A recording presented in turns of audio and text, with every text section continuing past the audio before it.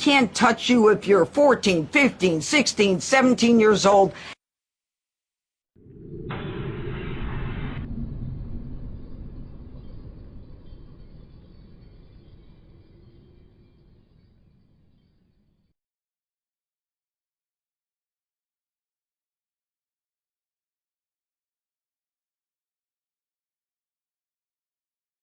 Can't touch you if you're 14, 15, 16, 17 years old. So for you guys that have been following me, you know I sometimes go to Texas to get to Atlanta, so I will quickly try to get this out the way. So in 1991, how did you feel about Trump? If you weren't from the surrounding areas of New York and New Jersey, you probably had no idea of who he was. And I did not like him then, and my dislike for him has grown into sheer hate. I literally hate this man. I ran into Trump, and mind you, it was back in the day. I was in my teens. And I need people to understand that it was a time when celebrities could walk freely around, Times Square, Midtown Manhattan. And Trump was not a celebrity. And he was walking that particular day freely with Mayor Giuliani. And I also remember John Gotti was out there too, not together. He was not together with Trump, but he was out there too with several men around him. Now, keep in mind, again, there is an additional story that I have with John Gotti, but I just want to let you know we were all in the area around the same time. Okay, and yeah, I did get a chance to curse out Donald Trump. I did not like him. And I let him know that I did not like. Now, why I cursed him out was a stupid reason. Him and Giuliani was walking around trying to see things that they wanted to clean up in Times Square, like the peep show places. And I was not trying to hear it. I did not want him to touch anything. So, yeah, it was a stupid reason. But, I'm so glad that I did that because, it seemed like all these years later, these decades later, I still hate this man. So now, the media was not like it was today. If you had cable, then you got to see a little bit more on TV, but most of us had basic TV. It was like ABC, CBS, NBC, Fox, WPIX, and Channel 13. That was the station that Sesame Street would come on. So you had 2, 4, 5, 7, 9, 11, and 13. And if you are from this area around this time, you know that this is definitely true. You know what I'm talking about.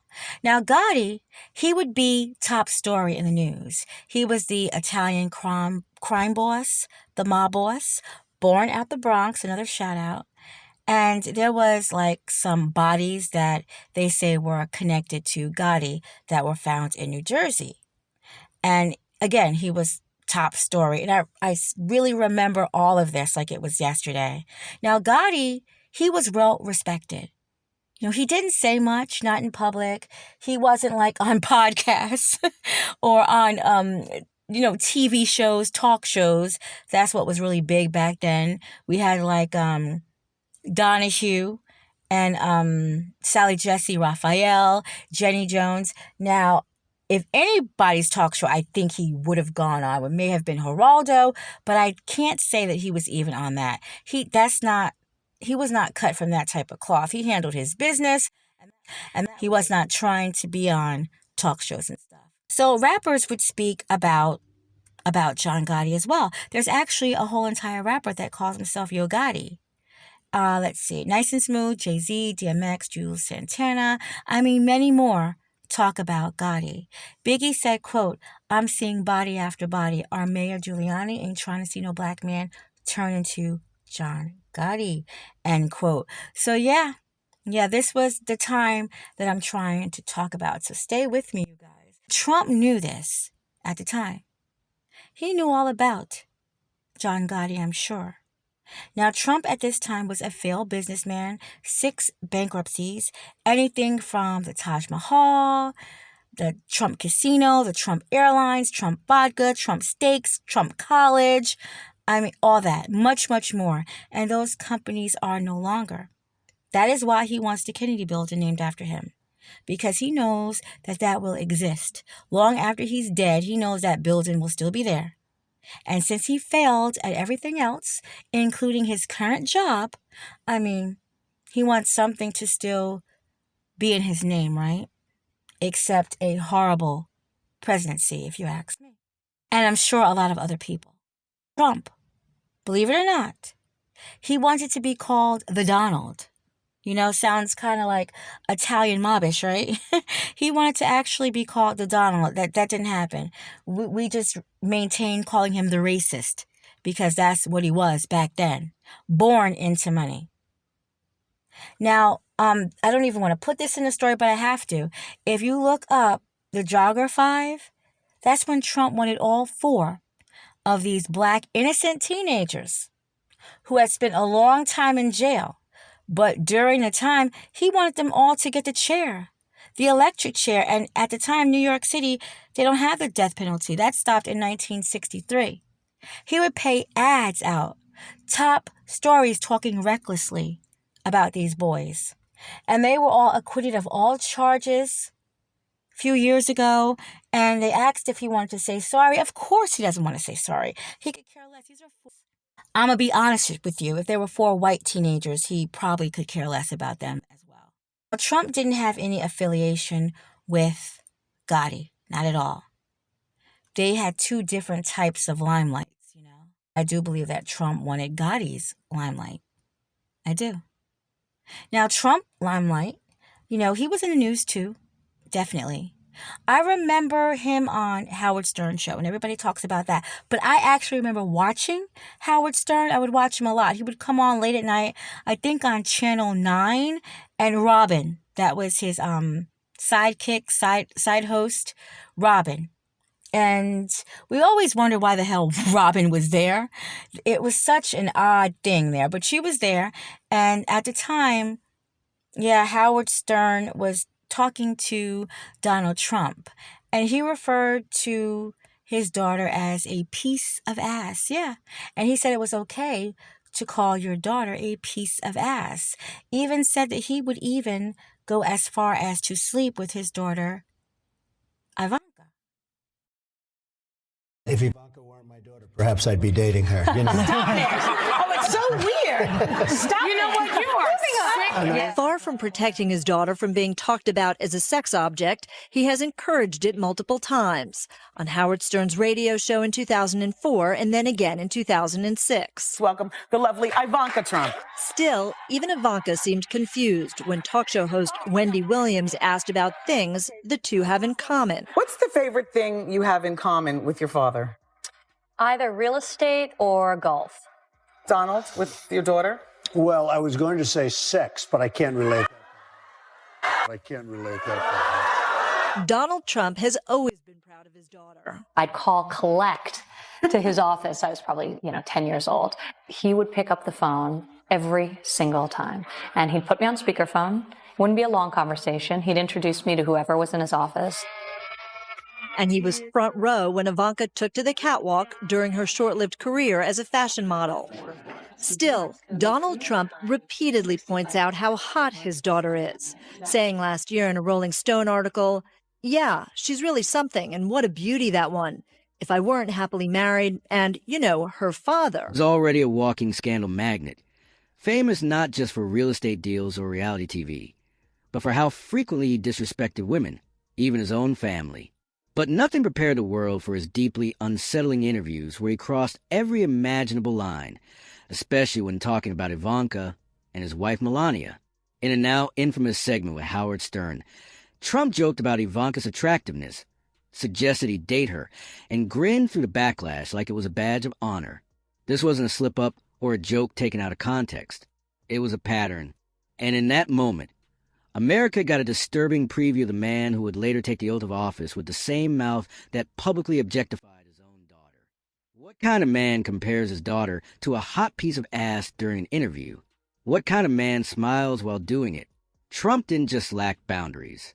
He annihilated them all while America watched. For decades, he's played the same game. Provoke, deny, and then brag when controversy fuels his brand. But what he did with those comments wasn't marketing. It was psychological exposure.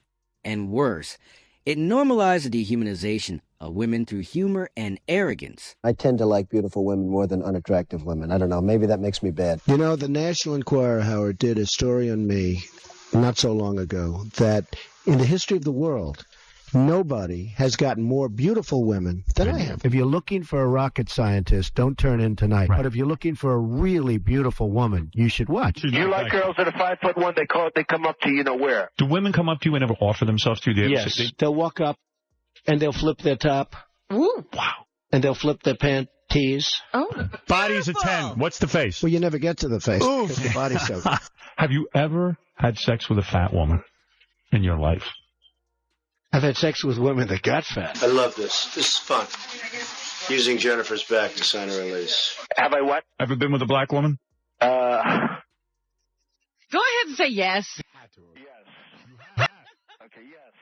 I view a person who's flat-chested is very hard to be a 10. How do the breasts look? The breasts are okay. Okay, well, that's important. I think that the boob job is terrible. You know, they look like two light posts coming out of a body. You know, Paris gets knocked and this and that, but she's very beautiful. Her Is she skin dumb? is flawless. She's dumb like a fox. And you're going to have more kids? I think so, yeah. Really? I believe it. Yeah, sure, I What would. do you need that headache for? Because I like kids. I mean, I won't do anything to take care of them. And things with Melania are good. Excellent. The sex is still good. The sex is extraordinary. Well, she is terrific in bed. Now, she wouldn't want me to say that, but she is. Oh, man. She's naked there, isn't she? She is actually. Oh, Jesus. It's a thing of beauty. Oh, what a life you Not have. so bad, Robin. This is a candidate. Hey, Donald. That's right. Does she wear outfits to bed? Like special outfits? No, she wears nothing, which is much better. Not really. Not probably. Do you treat women with respect? I can't say that either. All right, good. All right. Somewhere in between. I do. I treat women with great respect. Treat women somewhere in between respect and due. And let's not forget Melania, another woman in Trump's life who wasn't spared from humiliation. While her public persona remained carefully crafted, the tension behind the scenes was often visible. Whether at public ceremonies, campaign trails, or joint interviews, Melania was frequently left to clean up the mess Trump created with his degrading words about women, including herself. From crude references to her modeling past to cold, transactional body language, it became clear she wasn't a wife. She was a prop, a human accessory in his power narrative. Trump never seemed interested in protecting her dignity. He used her for visual appeal while constantly overshadowing her with embarrassment. What kind of leader ridicules his own partner while expecting the world to admire him? I have to tell you something. If someone said that my daughter was a hot piece of ass, I would put my fist through his face. Someone who would bring down the country because he doesn't win does not deserve anything, deserves nothing. He deserves nothing. He does not deserve any kind of respect, loyalty. I don't think he has two moral fibers to rub together. He wants to be the king, but he doesn't want to do the work. And I mean, I can't imagine it's like breaking news. South Korea has bombed North Korea, and President Trump comes up to the platform and to the podium and says, "What? You know, what could he possibly say? He doesn't know anything about anything." Now, Trump, he was a bachelor, like a socialite. And if artists mentioned him in songs, it was more about the loads of females he had of all ages. I can't say the loads of women he had because he did not mind entertaining ones younger than 16. No, he didn't mind that at all. Why would he? Why would he? Because you have to think back at the time. Yeah, you would see a very young girl with an older guy, and it's like, okay, that's her sugar daddy, and we would just keep it walking. It wasn't like it is now, where you're actually called a pedo, and sometimes you have to register. You know, it was not like that at all. You would see this a lot, especially in certain parts of New York. You would see this a lot. This was not, again, like it is now. To see stuff now, that's why a lot of stuff you hear about, it happened, in the 90s. And you people know this. Shit, in the like 70s and 80s and even the 60s, 14 and 15-year-olds would marry guys 30 and 40. Marry.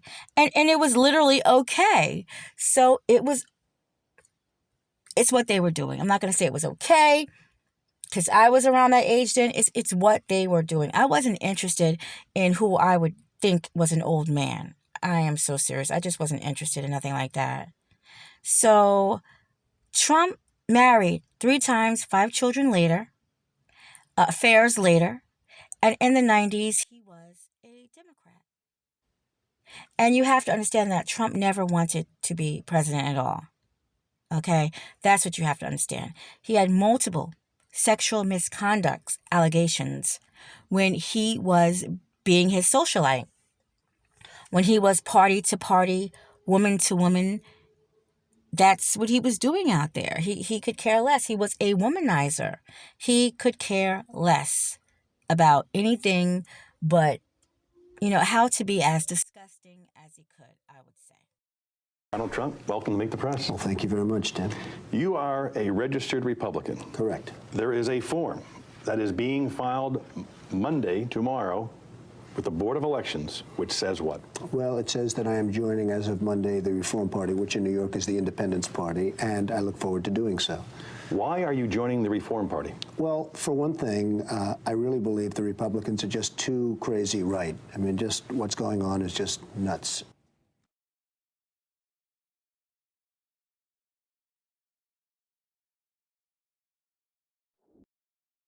Wall Street, talking about the possibility of a recession. We're not in a recession. We're in a depression. Now, when you're in a depression, you have to sort of go with the punches. You have to go see your banks. You have to deal with people. You have to work things out. And there are a lot of people. Unfortunately, I'm the only one people write about. I mean, they don't write about other people. You have a little more debt than most people. You're something like $3 billion in debt. You also have a little more assets than most people. Now, all of this is public information, along with him saying how stupid Republicans are. Now, I looked at a video earlier. The content creator says it has since been scrubbed off the internet. And I believe it because it was on there. And a lot of people have seen it on there. But you can't scrub away a news clipping. And this is a news clipping that everyone has seen this again. It'll never go away. He said what he said. He said, if I were to run, I'd run as a Republican. They're the dumbest group of voters in the country. They believe anything on Fox News. I could lie and they'd eat it up. I bet my numbers would be terrific. That's what he said. And he was right. That was the one thing he was right. His numbers was terrific. If you weren't a racist, if you were not incestuous, or if you were not gullible, and you voted for him, what did you see in him, actually? Name one time Trump was racist. Okay, I will. 1973, the Nixon administration sued Trump for refusing to rent to black people. 1980s, Trump's casinos were accused of hiding the black staff when Trump visited.